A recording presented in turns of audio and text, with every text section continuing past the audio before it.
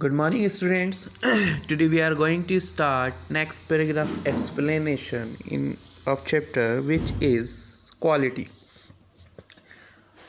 Before starting the next explanation, I want to tell you that we had a study in the previous part that there was a Mr. Gessler who had boot shops. He lived with his elder brother in his shop, which was in a small by street in a fashionable part of London. The shop had a certain quite distinctions. There was no sign upon it other than the name of Gessler Brothers. So, students, now I'm going to start next paragraph explanation. It was not possible to go him very often his boots lest terrible. और ये बिल्कुल possible नहीं है कि इसके जो shoes हैं वो थोड़े बहुत क्या है लेस्टेड टेरिबली के जो बनते हैं ख़तरनाक जो है बहुत डरावने से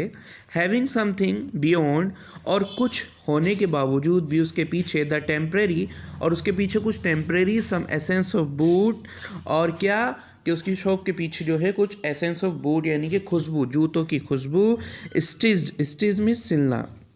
stitch is the second form of the stitch into them और कुछ जूतों की खुशबू और उस जूतों को सिला जाता है वन वेंट इन एक बार मैं गया not as into mouth shops और हालांकि नहीं कि मैं बहुत ज़्यादा शॉप्स पे गया हूँ but restfully as one enters a church और जैसे ही मैंने एंटर्स किया मैंने महसूस किया church and sitting on the single wooden chair और एक सिंगल वुडन चेयर पर यानी कि लकड़ी की चेयर पर बैठ गया वेटेड इंतज़ार करने लगा a gentler sound and the tip tap of his slippers beating the narrow wooden stairs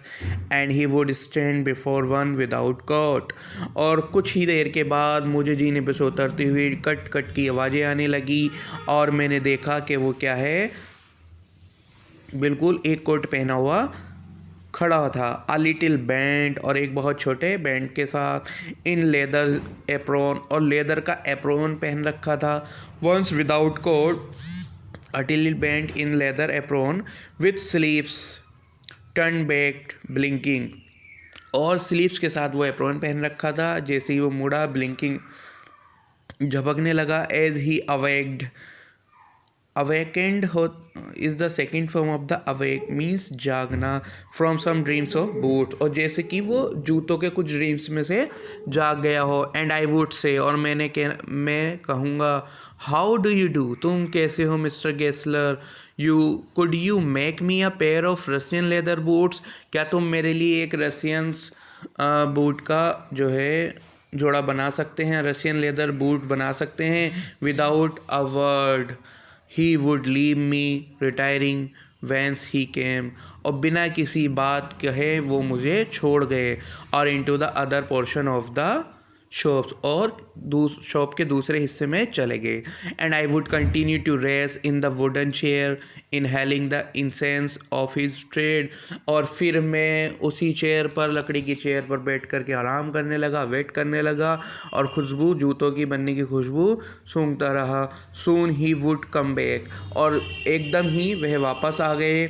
holding in his hand a piece of gold brown leather और उसके हाथ में गोल्ड ब्राउन लेदर के जूते थे with eyes fix on it would remark और जो पूरी तरीके से बन चुके थे व्हाट अ ब्यूटीफुल पीस क्या खूबसूरत पीस है when I too had admired और मैंने जब ऐसा मान लिया it he would speak again और वह दोबारा बोला when do you when them और ये तुम कब पहनोगे एंड आई वुड आंसर और मैंने जवाब दिया oh as soon as you conveniently can और तुमने जल्दी से जल्दी इसको बना डाला एंड ही वुड से और वह बोला टुमारो फॉर नाइट और if you were his Elder brother I will ask my brother ठीक है टुमारो फॉर नाइट और आज कल जो है आने वाला कल कभी नहीं आता और if he war Elder brother और वह अगर बड़ा भाई होता I will ask by brother मैं उससे पूछता देन आई वुड मरमर। जैसे ही मैं बड़बड़ाया, थैंक यू, शुक्रिया, good morning mister Gessler, good morning, he would reply still looking at the leather in his hand. और उसने रिप्लाई दिया गुड मॉर्निंग का, और फिर भी उसके हाथ में लेदर था। And as I moved to the door, और जैसे ही मैं दरवाजे की तरफ को चलने लगा, I would hear the tip tap of his slippers going up the stairs. और मैंने सुना टिप टैप के उसके स्लीपर की आवाज़, यानी कि वो स्टेयर से नीचे जा चुका था, to his dreams of boots, और वो उसके जूतों के साथ। So students, incense, the smell of leather is, incense means the smell of leather is compare to the smell of incense in the church. और इंसेंस का मतलब मीन्स होता है खुशबू, जो लेदर की खुशबू। वट अ ब्यूटिफुल पीस, क्या खूबसूरत पीस है। When do you want them, तुम ये कब चाहते हो। फॉर टनाइट ब्रदर, ठीक है, आज की रात। So students, have a nice